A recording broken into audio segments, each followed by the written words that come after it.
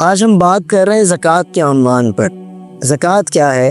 اسلام کے 5 بنیادی ارکان میں سے ایک رکن ہے۔ جیسے اسلام کے 5 بنیادی ارکان نبی عالم صلی اللہ علیہ وسلم نے اپنی حدیث میں بھی ارشاد فرمائے، بنی الاسلام علی 5 شہادۃ ان لا الہ الا اللہ وان محمد رسول اللہ اقام الصلاۃ ایتاء الزکاۃ صوم رمضان حج البیت من استطاع الیہ سبیلا کما قال۔ اس حدیث میں بھی زکوٰۃ کا ذکر آیا۔ اور زکوٰۃ کیا ہے؟ اللہ رب العزت کے لیے مال کا خرچ کرنا، اس مال میں سے جو اللہ رب العزت نے ہمیں عطا فرمایا، اس مال میں سے خرچ کرنا۔ اور مال کے خرچ کرنے کی ترغیب اللہ رب العزت مختلف جگہوں پر مختلف انداز میں دیتے ہیں۔ جیسے پہلے سپارے میں اللہ رب العزت فرماتے ہیں کہ وَمِمَّا رَزَقْنَاهُمْ يُنْفِقُونَ، بالکل ابتدا سورہ بقرہ میں، کہ جو مال تمہیں میں نے عطا کیا ہے اس میں سے تم خرچ کرو۔ اور کہیں پر اللہ رب العزت فرماتے ہیں مَنْ ذَا الَّذِي يُقْرِضُ اللَّهَ قَرْضًا حَسَنًا، کہ مجھے اللہ کو قرض دینا، بہترین اللہ کو قرض دینا۔ اب اللہ کو قرض کی ضرورت نہیں، لیکن اللہ ہمیں خرچ کرنے کی ترغیب دیتے ہیں۔ اور اللہ رب العزت نے ترغیباً سورہ بقرہ کی ہی ایک آیت میں فرمایا مَثَلُ الَّذِينَ يُنْفِقُونَ أَمْوَالَهُمْ فِي سَبِيلِ اللَّهِ كَمَثَلِ حَبَّةٍ أَنبَتَتْ 7 سَنَابِلَ فِي كُلِّ سُنبُلَةٍ 100 حَبَّةٍ وَاللَّهُ يُضَاعِفُ لِمَن يَشَاءُ وَاللَّهُ وَاسِعٌ عَلِيمٌ۔ اللہ فرماتے ہیں کہ ان لوگوں کی مثال جو خرچ کرتے ہیں، الَّذِينَ يُنْفِقُونَ أَمْوَالَهُمْ فِي سَبِيلِ اللَّهِ، جو اللہ کے راستے میں اپنے مال کو خرچ کرتے ہیں، ان کی مثال ایسی ہے کَمَثَلِ حَبَّةٍ أَنبَتَتْ 7 سَنَابِلَ فِي كُلِّ سُنبُلَةٍ 100 حَبَّةٍ، جیسے ایک دانہ زمین میں بویا جائے، اس ایک دانے کی برکت سے 7 بالیاں نکلتی ہیں، اور 7 بالیوں میں 100 دانے، یعنی ہر ایک بالی میں 100 دانے۔ تو اللہ پاک اتنا بڑھا چڑھا کے عطا کریں گے، یہ اللہ رب العزت ترغیب دے رہے خرچ کرنے کی۔ اور مَنْ ذَا الَّذِي يُقْرِضُ اللَّهَ قَرْضًا حَسَنًا فَيُضَاعِفَ لَهُ أَضْعَافًا كَثِيرًا، یہ آیت بھی ترغیب پر ہے۔ مال کی زکوٰۃ دینا، یہ ہر مومن مسلمان جو صاحب نصاب ہے اس کے لیے ضروری ہے اور اس پر فرض ہے۔ اگر وہ زکوٰۃ نہیں دیتا تو بھائی بہت وعید ہے۔ ایک حدیث میں نبی عالم صلی اللہ علیہ وسلم نے فرمایا کہ جو شخص صاحب نصاب ہونے کے بعد بھی زکوٰۃ نہیں دیتا، یہ اس کی زکوٰۃ کا مال قیامت کے دن اس کے گلے میں طوق بنا کے ڈالا جائے گا۔ ایک روایت نسائی شریف کی، اس میں آتا ہے کہ یہ اژدہا بن جائے گا اور ایک اس طرف سے اور اس طرف سے پکڑ کے چیرے گا جو شخص زکوٰۃ ادا نہیں کرتا، جو اپنے مال کی زکوٰۃ نہیں دیتا۔ حضرت جابر رضی اللہ عنہ فرماتے ہیں کہ ایک آدمی جو ہے اس نے نبی عالم صلی اللہ علیہ وسلم سے عرض کی کہ یا رسول اللہ صلی اللہ علیہ وسلم، آپ کا اس کے بارے میں کیا خیال ہے جس بندے نے اپنی زکوٰۃ پوری دے دی؟ آپ صلی اللہ علیہ وسلم نے فرمایا کہ جس نے اپنے مال کی زکوٰۃ ادا کر دی، اس سے اس کے مال کا شر جاتا رہا، اس سے اس کے مال کا شر دور ہو گیا۔ جب انسان زکوٰۃ دیتا ہے تو وہ خود بھی اور اس کا مال بھی اللہ کی پروٹیکشن میں آ جاتا ہے، اللہ کی حفاظت کے اندر آ جاتا ہے۔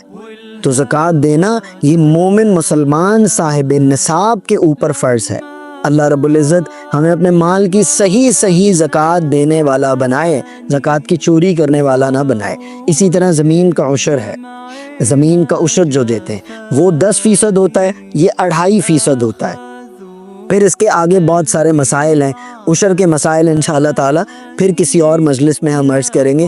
آج ہم زکوٰۃ کے مال پر بات کر لیں، زکوٰۃ کے اعتبار سے بات کر لیں۔ اب زکوٰۃ فرض کن لوگوں کے اوپر ہے، یعنی زکوٰۃ دیں گے کون لوگ؟ نمبر 1، زکوٰۃ دینے والے کا مسلمان ہونا ضروری ہے۔ زکوٰۃ دینے والے کا مسلمان ہونا ضروری ہے کہ وہ مسلمان ہو۔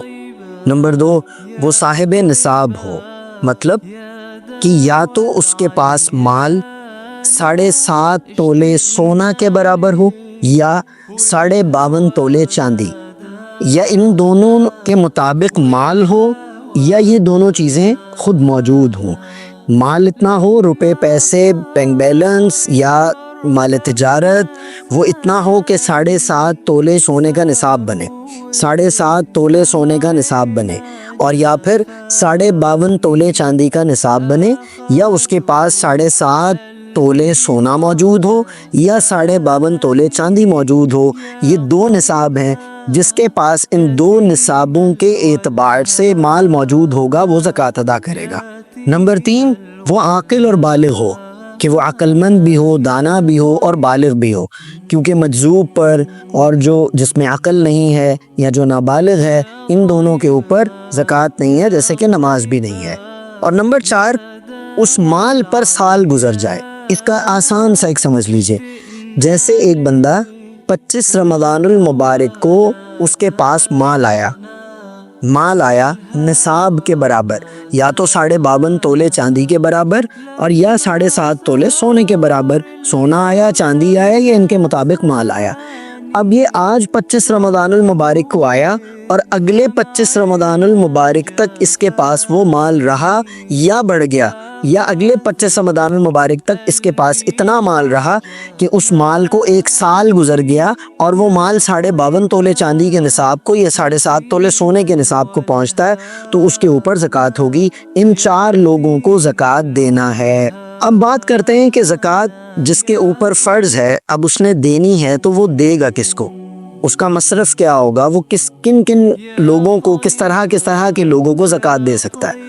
اللہ رب العزت قرآن کریم میں بیان فرماتے ہیں، انما الصدقات للفقراء والمساکین والعاملین علیہا والمؤلفۃ قلوبہم وفی الرقاب والغارمین وفی سبیل اللہ وابن السبیل۔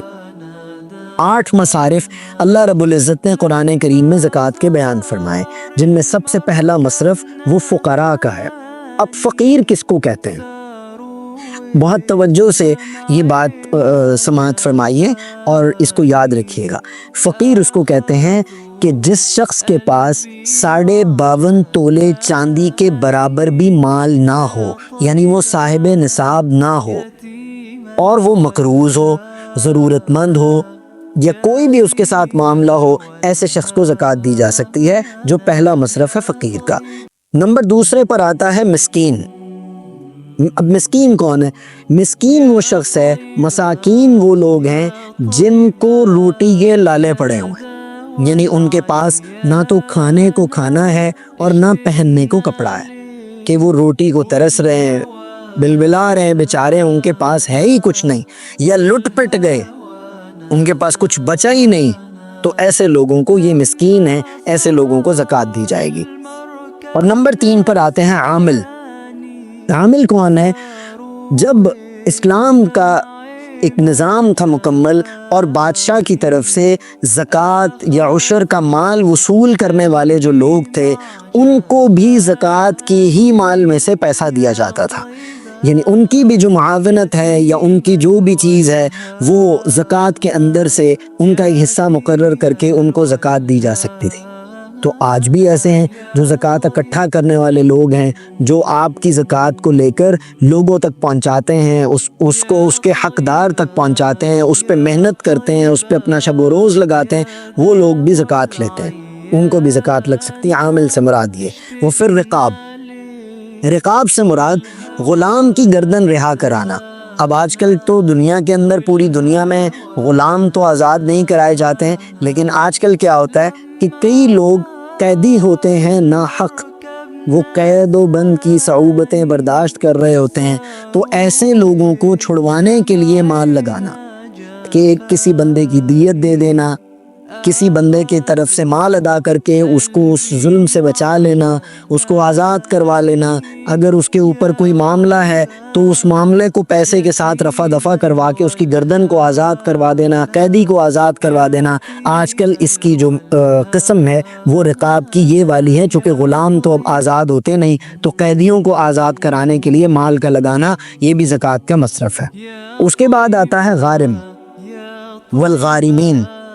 غارم سے مراد ایسے مقروض لوگ ہیں جن پر اتنا قرض ہو، اتنا ان کے اوپر قرض ہو کہ اس قرض کے نکالنے کے بعد بھی ان کے پاس نصاب باقی نہ رہے، یعنی اتنے مقروض ہیں کہ قرض ادا کر دیں اور قرض ادا کرنے کے بعد بھی وہ نصاب تک نہ پہنچے، ایسے لوگ ہیں غارمین، ان کو بھی زکوٰۃ دی جا سکتی ہے۔ اور فی سبیل اللہ، فی سبیل اللہ سے معنی کیا ہے؟ فی سبیل اللہ سے معنی اللہ کے راستے میں خرچ کرنا۔ اس کی بہت ساری صورتیں ہیں۔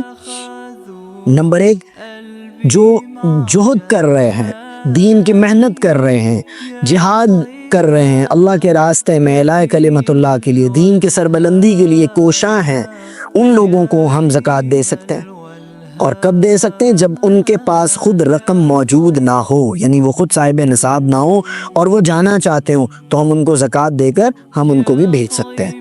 دین کے کاموں میں خرچ کرنا، دین کی فروغ کے لیے خرچ کرنا، اشاعت دین کے لیے خرچ کرنا، جس کی آج کل جس کے اندر مثال جو ہے وہ مدارس بھی ہیں، مکاتب بھی ہیں، یہ جو یتامہ کے لیے بنائے جاتے ہیں، اور بہت ساری چیزیں علوم دین کے فروغ کے لیے، دین کے فروغ کے لیے، یہ ساری چیزیں جو ہیں وہ اس کے اندر آتی ہیں اللہ کے راستے میں خرچ کرنے کے اعتبار سے۔ اور اس کے بعد ہے ابن السبیل، یعنی جو مسافر ہے۔ اب مسافر کے پاس اگر مال ختم ہو جائے، اگرچہ وہ بہت امیر ہو، تو اس کو بھی ہم زکوٰۃ دے سکتے ہیں۔ یعنی ایک شخص ہے تو بہت زیادہ امیر، لیکن وہ سفر کے اندر آیا، اب اس کا مال لٹ پٹ گیا، اب اس کے پاس نہ رہنے کو کوئی جگہ ہے، نہ کھانے کو کچھ ہے، نہ کچھ اور ہے، تو ہم اس کو بھی زکوٰۃ دے سکتے ہیں۔ اور ایسا مطلب مالدار، اس کے لیے کی بھی چیز ہے کہ وہ مالدار تو ہے، لیکن اب وہ ایسی کیفیت میں پہنچ گیا کہ موجودہ مال لٹ گیا، اور جو باقی اس کا مال کسی جگہ پر پڑا ہوا ہے وہ وہاں سے منگوا نہیں سکتا۔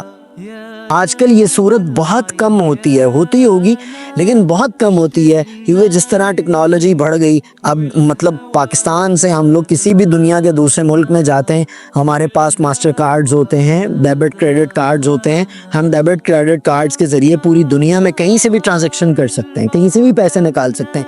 لیکن پھر بھی اگر کوئی ایسی صورت بن جائے کہ مسافر لٹ پٹ جائے اور اس کے پاس کچھ بھی نہ ہو اور مال منگوانے کا بھی کوئی ذریعہ نہ ہو، تو ہم اس کو بھی زکوٰۃ دے سکتے ہیں۔ یہ اس کے مصارف ہیں۔ ایک مصرف رہ گیا جو کہ چوتھے نمبر پر آیت کے اعتبار سے چوتھے نمبر پر آتا ہے، مؤلفۃ قلوب۔ مؤلفۃ قلوب کہتے کس کو ہیں؟ مؤلفۃ قلوب کہتے ہیں دل جوئی کرنا نو مسلمز کی۔ جو لوگ ایمان لے کر آتے ہیں، مسلمان ہوتے ہیں، اب ان کو کئی مرتبہ بہت ساری مشکلات ہوتی ہیں، بہت ساری ان کو پریشانیاں ہوتی ہیں، ان کے ساتھ اعانت کرنا، یہ لوگ مؤلفۃ قلوب ہیں۔ پھر ان کی 3 طرح کی اقسام ہیں، اور یہ بھی بات عرض کرتا چلوں کہ ابتدائے اسلام میں تو ان کو باقاعدہ زکوٰۃ دی جاتی تھی۔ پہلے نمبر پر وہ نو مسلم جو غریب ہوں، حاجت مند ہوں، ان کو ہم زکوٰۃ دے سکتے ہیں۔ غریب بھی ہوں اور حاجت مند بھی ہوں، ان کو مال کی حاجت بھی ہو، ان کو زکوٰۃ دی جا سکتی ہے۔ اور بعض کون ہیں؟ جو مالدار ہیں اور مسلمان ہو گئے ہیں، لیکن اب تک ایمان کا رنگ ان کے اوپر نہیں چڑھا، اب ہم ان کی دلجوئی کے لیے ان کو بلایا، کھانا کھلایا، ان کی دعوت کی، ان کو ہدایہ دیے، اب یہ چیز بھی ان کے اندر شامل ہو سکتی ہے۔ اور نمبر 3 وہ لوگ ہیں جو پکے مسلمان ہیں، وہ خود پکے مسلمان ہیں، لیکن وہ چاہتے ہیں کہ ہماری قوم بھی ایمان کی طرف آ جائے۔ اب ایسے لوگوں کی اعانت کرنا، ایسے لوگوں کو بھی زکوٰۃ دی جا سکتی ہے۔ یہ وہ مؤلفۃ قلوب ہیں جن کو ہم زکوٰۃ دے سکتے ہیں۔ یعنی 8 مصارف میں نے زکوٰۃ کے بیان کر دیے، اس میں کوئی کمی ہو اللہ رب العزت معاف فرمائے۔ اللہ رب العزت نے جو قرآن کریم میں 8 مصارف بیان فرمائے، میں پھر عرض کیے دیتا ہوں، انما الصدقات للفقراء والمساکین والعاملین علیہا والمؤلفۃ قلوب وفی الرقاب والغارمین وفی سبیل اللہ وابن السبیل۔ یہ 8 زکوٰۃ کے مصارف ہیں جو میں نے آپ حضرات کی خدمت میں عرض کر دیے۔ اب کچھ مسائل ہیں، ہم ان کی طرف مختصراً میں عرض کیے دیتا ہوں۔ ایک شخص کی آمدنی جو ہے وہ بہت ہے، کافی آمدنی ہے اس کی، لیکن وہ مقروض ہے، اور اتنا مقروض ہے کہ وہ اپنا قرضہ ادا کرنے پر قادر نہیں ہے، تو ایسے شخص پر بھی زکوٰۃ نہیں ہے۔ اور جس شخص کی ماہانہ آمدنی تو ہے، ماہانہ آمدنی تو اس کی ہے، معقول ہے، لیکن سال بھر اس کے پاس مال نہیں رہتا اس مقدار کے ساتھ، یعنی اس کا جو نصاب بنا ہے وہ سال بھر اس کے پاس نہیں رہتا، تو ایسے شخص کے اوپر بھی زکوٰۃ نہیں ہے۔ اور اگر ادھار کی رقم نصاب کے برابر یا اس سے زیادہ ہو، تو پھر یہ کیا ہے کہ جیسے ہی اس کو ادھار وصول ہو جائے تو وہ مال کی زکوٰۃ ادا کرے گا۔ بلکہ کئی فقہاء نے تو یہ بھی لکھا ہے کہ جب اس کو مال مل جائے جو اس نے ادھار لینا تھا، اب بات ہو رہی ہے دینے والے کی، جس شخص نے ادھار لینا تھا اس کا مال اتنا تھا کہ نصاب کو پہنچتا تھا، اس کو جب ادھار مل جائے گا تو وہ زکوٰۃ ادا کرے گا۔ کئی فقہاء یہ لکھتے ہیں کہ 4 سال بعد، ایک مثال ہے، اس کو اس کا مال ملا، اس کو معلوم تھا کہ مجھے مال ملے گا، تو اب وہ 4 سالوں کی زکوٰۃ ادا کر دے گا۔ اب یہاں پر ایک بات آ جاتی ہے، جسے پچھلے دنوں بھی ایک صاحب نے مسئلہ پوچھا کہ میرے پاس اتنے عرصے سے مال ہے اور مجھے اس چیز کی توجہ نہیں تھی، تو میں اب یہ 8 سال کی زکوٰۃ کیسے نکالوں؟ تو اس کے لیے بہت آسان حل ہے کہ آپ اپنے 8 سال کی زکوٰۃ کا حساب لگا لیں، اور جتنے بھی اس کی رقم بنے اس کو آپ تھوڑے تھوڑے کر کے ادا کرتے چلے جائیں۔ یہاں پر ایک ضمناً میں ایک اور بھی بات عرض کر دوں، یہ بہت توجہ طلب ہے۔ بعض حضرات اپنی زکوٰۃ کا حساب نہیں لگاتے، اپنی زکوٰۃ کا حساب نہیں لگاتے، بلکہ وہ یہ سوچ لیتے ہیں کہ بس میں خرچ کر رہا ہوں، زکوٰۃ کی نیت سے خرچ کر رہا ہوں تو میری طرف سے ایسا نہیں ہے۔ جبکہ آپ کے مال کا جب 1 سال گزر جائے تو آپ اپنے پورے مال کا حساب لگائیں، اس حساب سے زکوٰۃ نکالیں، یہ زیادہ اچھا ہوتا ہے، اس کے اوپر آپ زیادہ نکالیں۔ ہم ساتھیوں کو یہ ترغیب دیتے ہیں کہ اگر فار ایگزامپل آپ کی زکوٰۃ 1 لاکھ روپے بنتی ہے، 1.5 لاکھ روپے بنتی ہے، تو آپ 1.5 لاکھ سے 5,000 روپے اوپر دے دیں، آپ 1 لاکھ سے 10,000 روپے اوپر دے دیں، تاکہ آپ سخی کے صف میں شامل ہو جائیں۔ اگر کسی نے پوری زکوٰۃ ادا کر دی تو اس نے فرض ادا کر دیا، وہ بخیل کے صف سے تو نکل گیا لیکن سخی کے صف میں شامل نہیں ہوا۔ تو اگر ہم زکوٰۃ جتنا ہمارا نصاب بنا ہم اس سے تھوڑا سا بڑھ کر خرچ کر دیتے ہیں تو ہم بخیل کے صف سے بھی نکل جائیں گے اور ہم سخی کے صف میں بھی شامل ہو جائیں گے۔ یہاں پر ایک اور چیز ہے، کئی حضرات کی بات پوچھتے ہیں کہ ابا اور بچے مل کے بزنس کرتے ہیں، اگر تو وہ مل کر بزنس کرتے ہیں تو وہاں پر والد بڑے ہیں اور والد کا حق پہلا ہے، اور سارے جتنے بھی روزمرہ کے جو مال جہاں پر خرچ ہوتا ہے وہ والد ہی کرتے ہیں، تو زکوٰۃ پھر والد ہی ادا کریں گے اپنی تجارت کے اعتبار سے، بیٹوں پر نہیں ہے۔ ہاں اگر وہ مال کو الگ کرتے ہیں، یعنی جیسے کئی لوگ پارٹنرشپ، والد اور بچے کی بھی شراکت ہوتی ہے کہ وہ اپنا مال لیتا ہے، والد اپنا مال لیتا ہے، تو پھر بچہ اپنا مال کی زکوٰۃ دے گا اور والد اپنے مال کی زکوٰۃ دے گا۔ اور یہ بات میں نے پہلے بھی عرض کر دی کہ بچہ اگر نابالغ ہو تو پھر اس کے اوپر زکوٰۃ نہیں ہے۔ ایک چیز اس میں اور ہے، گھر کا جتنا بھی سامان ہے گھر کا جو استعمال کا، گھریلو استعمال کا سامان، اور خود گھر اور گھر کی نیت سے لیا ہوا پلاٹ، وہ چاہے 1 مرلے کا ہے، چاہے 1 کنال کا ہے، چاہے 1 ایکڑ کا ہے، جتنا بھی ہے اس پر زکوٰۃ نہیں ہے۔ گھر جتنا بھی بڑا ہے اس پر زکوٰۃ نہیں ہے۔